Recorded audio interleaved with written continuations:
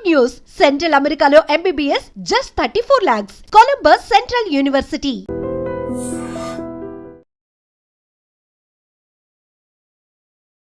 నమస్కారం, welcome to I dream. ధర్మ మార్గం విత్ విజిత కార్యక్రమానికి స్వాగతం.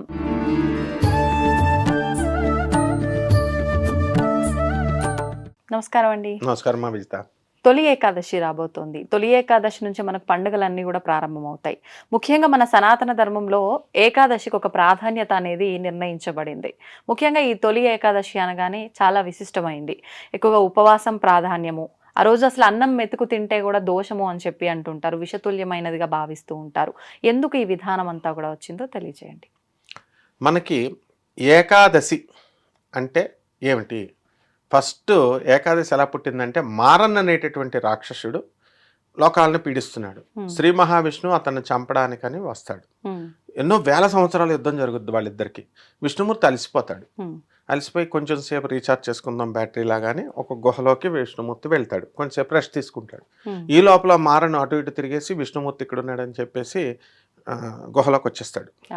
వచ్చేస్తే అప్పుడు శ్రీ మహావిష్ణువు నిద్రావస్థలో ఉన్నాడు. ఆయన నుంచి ఒక దివ్య కాంతి కలిగినటువంటి ఒక అందమైన అమ్మాయి పుడుతుంది. ఇలాగుంది అమ్మాయి. ఆ అమ్మాయి వెళ్ళి యుద్ధం చేసి ఓడించేసింది, చంపేసింది మారన్ని. ఎవరమ్మా నువ్వు అని అడుగుతాడు. అంటే నేను నీలోని శక్తిని అని చెప్తాడు. చాలా అందంగా ఉన్నావు నువ్వు, ఏకాదశి నీ పేరు. ఆ ఏకాదశి పుట్టిందనమాట. అయితే స్వామి నాకు ఒక వరాన్ని ఇవ్వండి అడిగింది. ఏంటమ్మా అంటే, నాకు ఈ రోజున నాకు ఉపవాసంతో ఎవరైతే ఉంటారో అటువంటి వాళ్ళకి మోక్షం ఇవ్వండి అని అడిగింది. అందువలన ఏకాదశి రోజున ఎవరైతే ఉపవాసం ఉంటారో వాళ్ళకి మోక్షం గ్యారంటీ. 100 రూపీస్ స్టాంప్ పేపర్ మీద రాసి ఇచ్చేయచ్చు. అది ఫస్ట్ పాయింట్. మరి అలా చూస్తే ఏకాదశి ఉపవాసాలు చేసే వాళ్ళు చాలా మంది ఉన్నారు. అలాంటి వాళ్ళు ఏ కర్మలు అనుభవించట్లేదా? డైరెక్ట్ మోక్షం పొందుతారు. తర్వాత అది అంటే ఫిల్టరేషన్ ఉంటుంది. ఇప్పుడు మనం గోల్డ్ని ఫిల్టరేషన్ చేసి first level filtration, second level water filtration, condensation, ఇలా అలా అవన్నీ జరుగుతాయి. కానీ లాభం అయితే ఉంది. ఇది శాస్త్రం, విష్ణు పురాణం చెప్పేది, అందులో డౌటే లేదు. ఇకపోతే ఎవరైతే మరి అన్నం తింటారో వాళ్ళని పడగొట్టాలని మారన్ ఏం చేస్తాడంటే పురుగు రూపంలో వచ్చాడు. బియ్యములో ఉన్న తెల్ల పురుగు పుడుతుంది. ఆ పురుగులాగా అవుతాడు. అందువల్ల ఎవరైతే ఏకాదశి రోజున భోజనం చేస్తారో పురుగులు, చైనా ఫుడ్ తిన్నట్టు లెక్క. చైనా వాళ్ళు చూడు మొత్తం పురుగుల్ని ఫ్రై చేసుకొని తింటారు, అలాగా పురుగులు తిన్నట్టు. అందువలన ఆ రోజున ఎప్పుడు వైష్ణవులు ఎక్కువగా పాటిస్తారు బ్రాహ్మణుల కంటే కూడా. ఎందువలన అంటే బ్రాహ్మణులు అందరూ పాటిస్తారు కానీ వీళ్ళకి పట్టింపు ఎక్కువ అయిపోయింది. నెక్స్ట్ ఈ ఏకాదశి రోజున మళ్ళీ ఇందులో కూడా కేటగిరీస్ ఉన్నాయి. నిర్జల ఉపవాసము, తర్వాత ఒక పూట భోజనం చేసి మధ్యాహ్నం చేసి సాయంత్రం తినకపోవడము, ప్రొద్దు నుంచి సాయంత్రం దాకా ఉండి సాయంత్రం తినడం నక్తం అని పేర్లు పెట్టుకున్నాం మనం. ఇలా రకరకాల ఏవైతేనేమి మొత్తం మీద ఏకాదశికి ఒక్కొక్క డేకి ఒక్కొక్క ఫలితం ఉంటుంది. ఏకాదశికి అనగానే ఉపవాసం అన్నమాట. అందువలన ఎవరింటికి కూడా ఏకాదశి రోజున వెళ్ళకూడదు. వెళ్తే ఏమవుతుంది, వాళ్ళు ఏం మనకు ఫుడ్ పెట్టరు. కాబట్టి ఏకాదశి రోజున మనకి వాళ్ళు నిర్జల, మా ఆశ్రమంలో ఆనంద్ మార్గ ఆశ్రమంలో మాకు ఏకాదశి అయ్యేసరికి తలుపులు తాళాలు వేసేసేవారు. ఏమిట్రా అంటే నెలలో 2 సార్లు ఫుల్ ఫాస్టింగ్. మా గురువు గారు చెప్పినా సరే మా చిన్నపిల్లలవని మాకు జ్యూస్, లెమన్ జ్యూస్ అలాంటివి తాగొచ్చు అనమాట. ఇది నెక్స్ట్.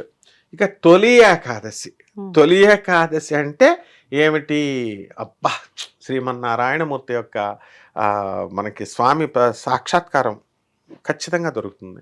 పండగలన్నీ కూడా ఆషాఢ మాసం అయిపోయిన తర్వాత మనకి ఇక అక్కడి నుంచి స్టార్ట్. దక్షిణాయనం, ఉత్తరాయణం మనకి ఇది వచ్చింది కదా. అందువలన ఫస్ట్ పూజ స్టార్ట్. ఈ రోజున ఏమవుతుంది, శ్రీ మహావిష్ణువు ఏం చేశాడు, ఆయన నిద్రలోకి వెళ్ళిపోతాడు, యోగ నిద్రలోకి వెళ్ళిపోతాడు. వెళ్ళిపోయినప్పుడు మరి పరిపాలన కొట్టేసుకుంటారు. క్లాస్లో టీచర్ పడుకుంటే ఏమవుతుంది, పిల్లలంతా ఒకళ్ళొకళ్ళు హడావిడి కొట్టేసుకుంటారు. అందువలన class leader number 1 who is the leader అని పిలిచేవారే, రారా నువ్వు మైండ్ చేయి క్లాస్ని, మేము పడుకుంటానని చెప్పి ఎలా అయితే ఇస్తామో పరమేశ్వరుణ్ణి హ్యాండ్ ఓవర్ చేస్తాడు ఈయన డ్యూటీస్కి, యాక్టింగ్ ప్రెసిడెంట్ కింద. అప్పుడు పరిపాలన శ్రీ మా లయకారకుడైనటువంటి పరమేశ్వరుడు 2 డ్యూటీలు తీసుకుంటాడు. ఇప్పుడు ఒక్కొక్క మినిస్టర్కి 2-3 పోస్టులు ఎలా ఉంటాయి, పోర్ట్ఫోలియోస్ అలా అనమాట. దేవాదాయ శాఖ మంత్రి, అటవీ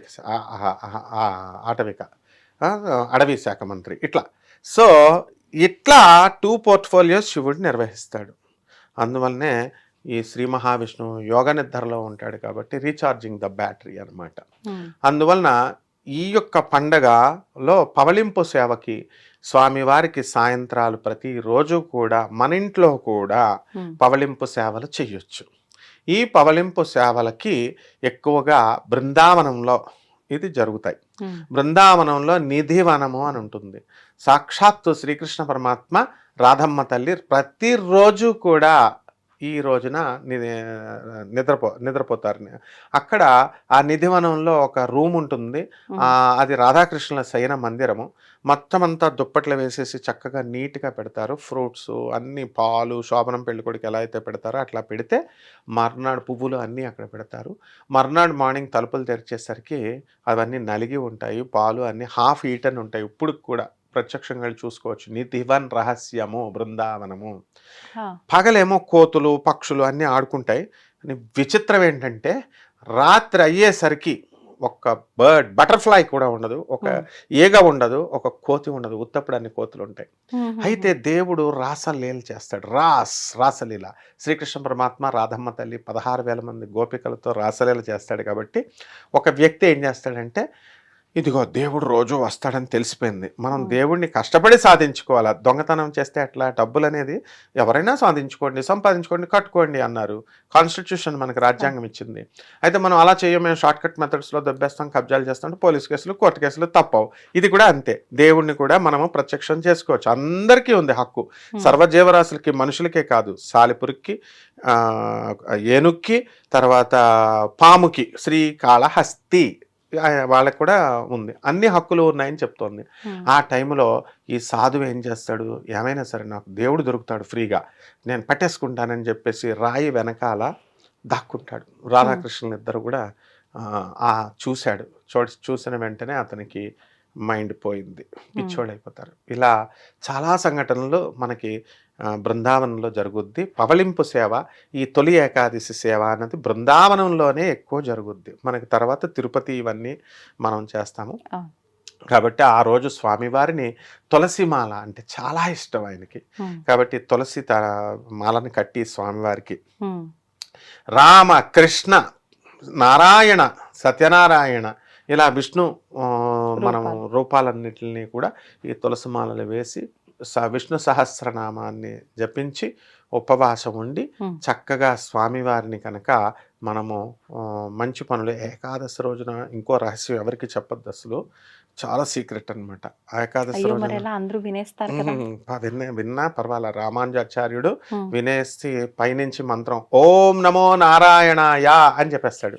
అందరికీ మోక్షం వచ్చేసింది రామానుజాచార్యుల వల్ల దయ వలన. ఇప్పుడు మనం చెప్పేది కూడా అంతే. ఇప్పుడు ఆ ఏకాదశి రోజున కనుక దానం చేస్తే 1000 రెట్లు ఫలితం వస్తుంది. అందువలన చిన్న గుప్పెడు బియ్యమైనా పర్వాలేదు, ఏమైనా పర్వాలేదు, దానము చెయ్యాలి. అరే ఎట్లా సీక్రెట్ అని అందరికీ చెప్పేసారు, చోలో చెప్పాల్సిందే. అయితే గ్లాస్ నీళ్లు దానం చెప్పలేదు కదా, గ్లాసులో నీళ్లు కనుక దానం, వాటర్ దానం. ఇది ద్వారకాధీశ్ టెంపుల్లో సాక్షాత్తు రుక్మిణి అమ్మవారి దేవాలయంలో ఏకాదశి రోజున గ్లాసుల్లో నీళ్లు దానం చేస్తారు. ప్రతిరోజు చేస్తారు, కానీ ఏకాదశి రోజున విశేషం. స్టీల్ గ్లాస్ అంటే గ్లాసులో వచ్చిన భక్తులకల్లా ఒక్కొక్క గ్లాస్ నీళ్లు. అక్కడ దూర్వాస మహాముని రుక్మిణి అమ్మవారికి శాపం పెట్టేస్తాడు. ఏకాదశి రోజున రుక్మిణి అమ్మవారికి ఏమవుతుందంటే, ఒక రోజున అబ్బా నేను చాలా అనుకూల భార్యనని మొత్తం అందరూ చెప్తున్నారు. ఇప్పుడు సత్యభామకి గర్వం వచ్చింది, నేనే అందగత్తెనని. గరుత్మంతుడికి నేనే వేగం అని వచ్చింది. సుదర్శన చక్రానికి నేనే చాలా శక్తిమంతుడని వచ్చింది. అందరికీ వచ్చింది, కానీ రుక్మిణికి రాదు కదా అన్నారు. కానీ రుక్మిణికి కూడా వచ్చింది. నేను చాలా అనుకూలవతిని అని అంటే, విష్ణుమూర్తి శ్రీమన్నారాయణుడు దేవాది దేవుడు ఇంత చిన్న లేశమాత్రం లోపం వచ్చినా మనలో క్లీన్స్ చేసేస్తాడు. వెంటనే ఏం చేస్తాడు, దూర్వాస మహర్షిని హోస్ట్ కింద పిలుద్దాం, గెస్ట్ కింద పిలుద్దామని పిలిచారు. భోజనానికి రమ్మంటే ఆయన రోజు ఏకాదశి అయితే సరే, ఏకాదశి వెళ్ళిపోయిన తర్వాత ద్వాదశి రోజున భోజనాలు పండగ అనమాట. ఇక భంగం చేయాలా ఆ వ్రతాన్ని రాత్రి. ఆ టైంలో పిలిస్తే ఆయన ఏం చేస్తాడు, శిష్యులతో కలిసి స్నానం చేస్తూ ఉంటాడు. రాడు. రుక్మిణి అమ్మవారిని పిలుద్దామని చెప్పి రథం మీద శ్రీకృష్ణుడు, రుక్మిణి అమ్మవారు ఇద్దరు వెళ్తారు.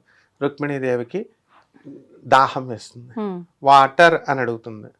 అడగగానే శ్రీకృష్ణ పరమాత్మ బొట్టన పెడతా ఇలా అనగానే గంగ వస్తుంది, నీళ్ళు తాగేస్తుంది. దూర్వాసుడు కోపం వచ్చేసింది, నన్ను గెస్ట్ కింద పిలిచి నువ్వు ముందు తాగిస్తే ఎట్లా అని చెప్పేసి అసలు ఈ ద్వారకలో ఉన్న వాటర్ అంతా కూడా నీటికి తాగడానికి పనికిరాదని శాపం పెట్టేశాడు. గోమతి నది వాటరు ఉప్పు అయిపోయాయి, 20 కిలోమీటర్స్ వరకు అని చెప్పాడు. అందువల్లనే ఇప్పుడు 20 కిలోమీటర్స్ బార్డర్లో రీజియన్లో ఆ రేడియస్లో వాటర్ తాగడానికి పనికిరాదు. అందుకని ఈ గ్లాసు నీళ్ళని దానం చేస్తే ఏకాదశి రోజున రుక్మిణీ మందిరంలో విశేషమైనటువంటి ఫలితం వస్తుంది అన్నారు. This applies to all the places అనమాట. అందువలన ఏకాదశి రోజున నీటి దానం కూడా చాలా విశేషమైనది. ధన్యవాదాలు గురుజీ. ధన్యవాదాలు. తవ్వండి, తవ్వుతూనే శివలింగం సరే దాన్ని అట్లా కప్పేసేయండి, చూపించదండి. Is there. మూర్తి పూజ కాదు, సాక్షాత్ బ్రజేంద్ర నందన భగవాన్ ఉన్నారు మూర్తిలో. ఏమీ ఆశించకుండా ఆరాధించే వాళ్ళు కూడా ఉన్నారా ప్రభుజీ? నిజమైన భక్తి అంటే మనకు తెలియదు కాబట్టి